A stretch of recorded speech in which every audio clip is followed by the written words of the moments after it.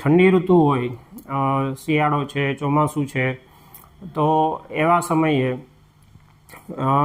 બાળકનું જે ટેમ્પરેચર હોય, જે નવજાત શિશુનું, એ ઓછું થઈ જવાની સંભાવના રહેતી હોય છે અને એ જે હાઇપોથર્મિયાને કહેવાય. અને એ હાઇપોથર્મિયા જે છે એ ખૂબ જ ગંભીર વસ્તુ છે અને એમાં બાળક સિરિયસ પણ થઈ જતું હોય ને એને ઘણીવાર દાખલ કરવાની જરૂર પણ પડતી હોય.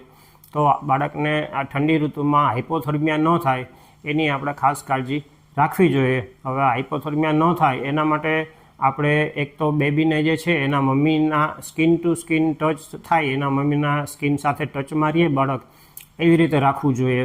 એ સિવાય એને આપણે હંમેશા ગરમ કપડાં પહેરાવવા જોઈએ. માથે ટોપી છે, હાથ પગના મોજા છે, સ્વેટર છે, અને એને ગરમ કપડામાં હંમેશા વીંટાડીને જ આપણે રાખવું જોઈએ.